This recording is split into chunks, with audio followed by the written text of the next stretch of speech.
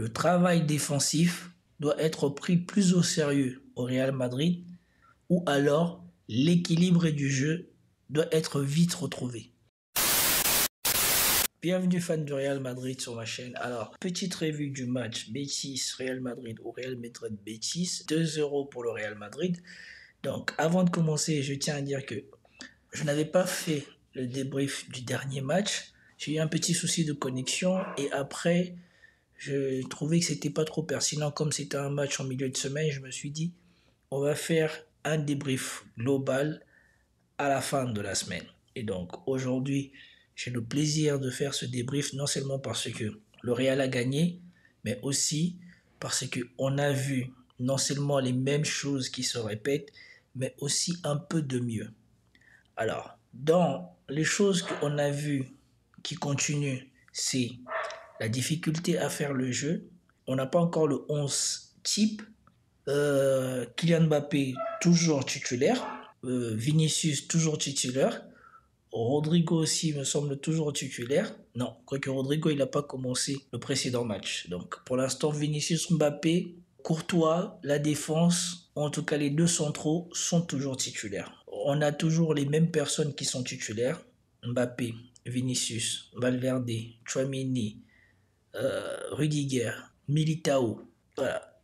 Ceux-là sont toujours titulaires. Tout le reste, ça a changé. Il y en a d'autres qui ont joué, il y en a d'autres qui ont été remplaçants.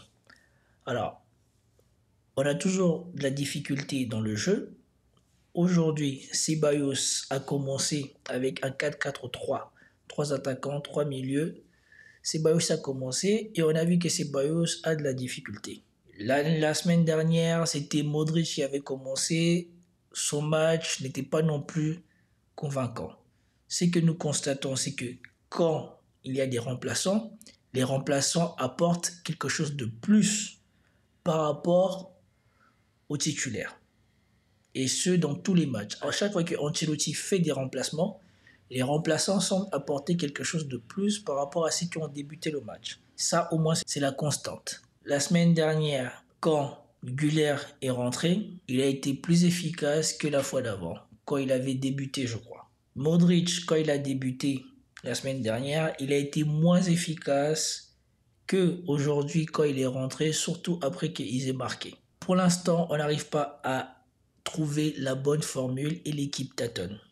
Le contenu du jeu n'est pas bon. Le match est moyen. La première mi-temps, vraiment pas très convaincant. Mbappé travaille beaucoup. Ça commence à prendre un petit peu. Mais on voit que dans les duels, il subit encore. Il a encore le réflexe de joueur libre au lieu d'avoir les réflexes de l'attaquant. Surtout ce que j'ai constaté en première mi-temps. C'est que souvent, quand il prend la balle, il veut faire des contours comme ça, là, autour du joueur ou autour de la défense, plutôt que d'avoir des gestes qui lui permettent de se retourner face au but ou alors de se servir de sa taille et de sa corpulence pour tourner autour du défenseur. Pour l'instant, il ne semble pas utiliser ces armes-là. Cependant, la bonne chose, c'est qu'il a gardé la confiance de son entraîneur. Et ça aussi, c'est l'un des grands points forts de Ancelotti. Malgré les prestations moyennes d'Mbappé, il a gardé confiance en Mbappé. Il n'a pas voulu détériorer la confiance d'Mbappé. Comme je l'avais dit, pour moi, je me suis dit, Mbappé, il aura au moins 10 matchs pour convaincre. Pour l'instant, il a joué les 4 matchs titulaires et on voit que maintenant le ratio est devenu 4 matchs de jouer, 3 matchs de Liga, 2 buts. Quand on voit comment ont été les deux précédents matchs, à la lumière des stats qu'il affiche maintenant, on pourrait oublier que ses débuts ont été difficiles.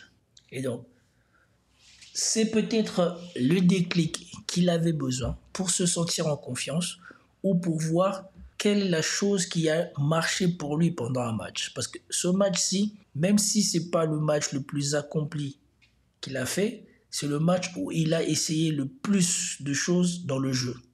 Il a essayé de contourner la défense à la manière dont il jouait avant. Il a essayé d'aller au duel. Il a bien constaté que les défenseurs essayent de mettre le maximum d'impact sur lui à la réception du ballon, comme on fait sur tous les attaquants. On essaye de t'empêcher de te tourner, de te mettre un coup pour t'empêcher de te retourner. Et donc, ça, il faut qu'il bosse ça. Il faut qu'il bosse sa capacité à prendre des coups et à contrôler un attaquant. En tout cas, je ne sais pas si il a pris conscience de ça, mais le premier but qu'il a marqué, vous avez bien vu qu'il a marqué dans l'axe. Et que c'est parce qu'il a été vigilant sur un temps de jeu de flottement qu'il a pu profiter de son démarrage qui est canon pour rattraper cette déviation de balle, cette talonnade faite par Valverde. J'espère que cela va lui permettre d'explorer un peu plus cet aspect du jeu. Parce que Mbappé, c'était un joueur qui aimait bien venir chercher la balle comme il fait souvent hors de la surface de réparation pour essayer de jouer, de combiner ou quoi que ce soit.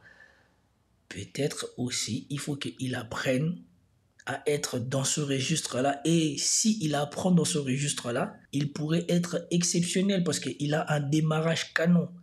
Donc, il suffit que la balle soit mise dans le bon espace et les défenseurs auront beaucoup de mal à le rattraper parce que sur les 4 premiers pas, il démarre vraiment très fort.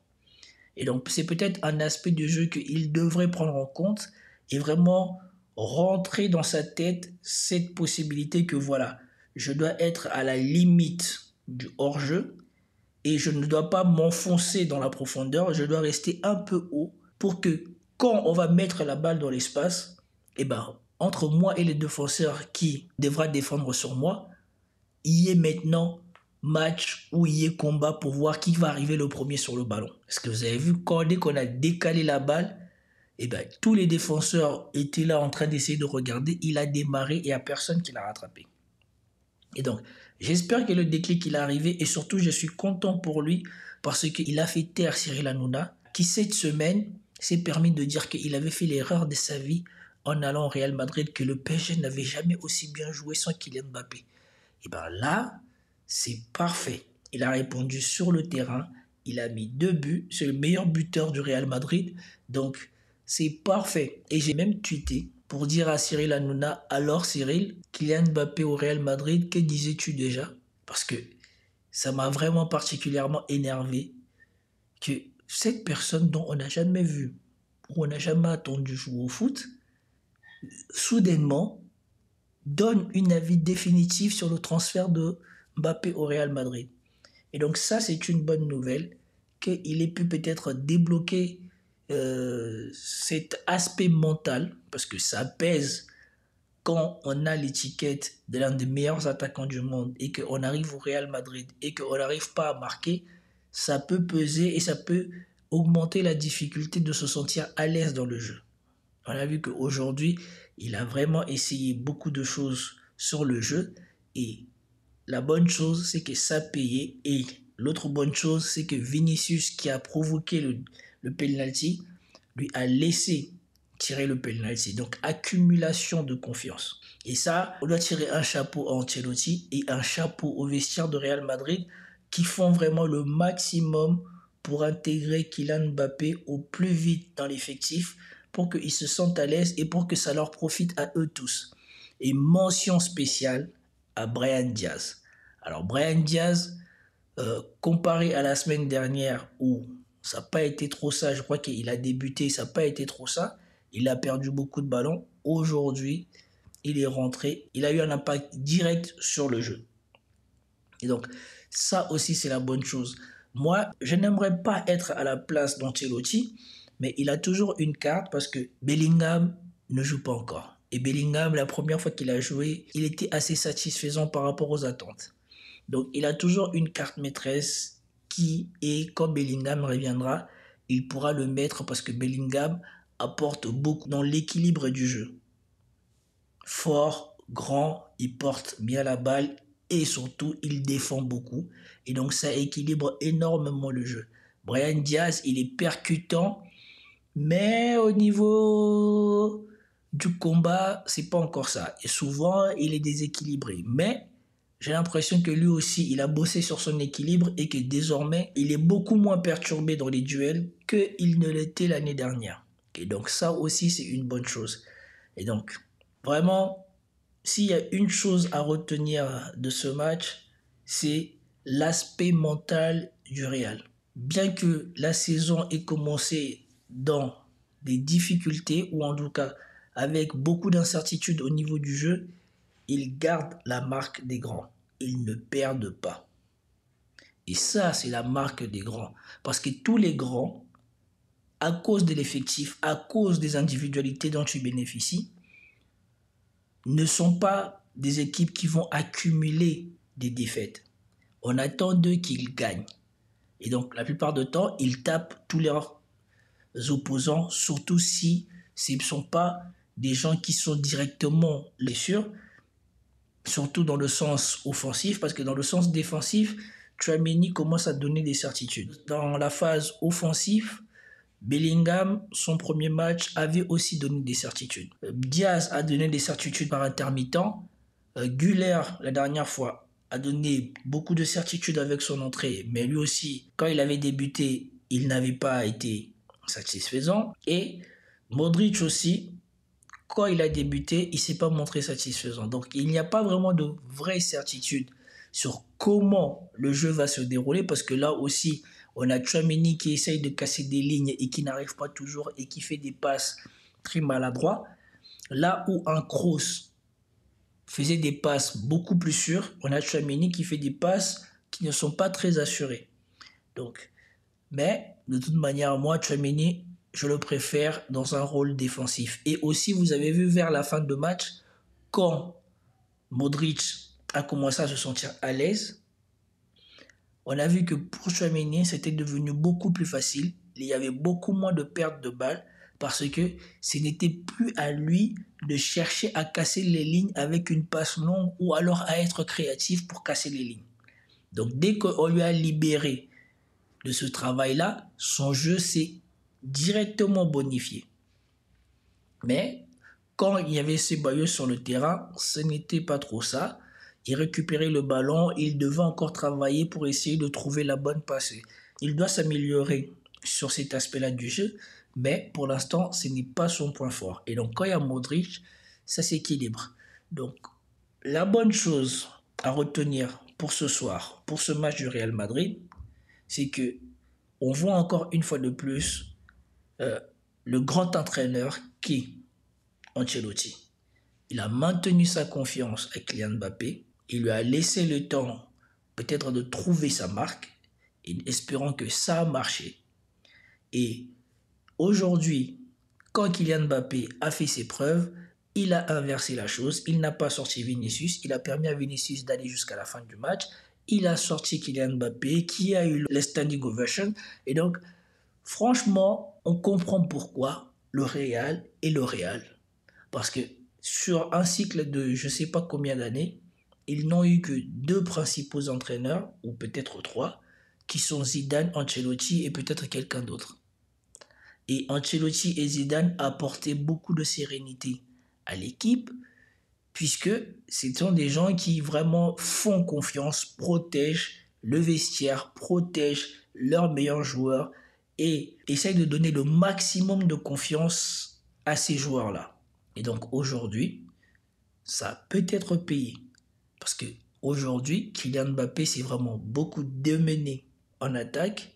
Et petit à petit, on a vu qu'il a commencé à essayer de retrouver ses repères dans les duels et aussi à intégrer le fait qu'il devient de plus en plus évident que s'il veut s'épanouir, ça ne sera que au poste d'attaquant.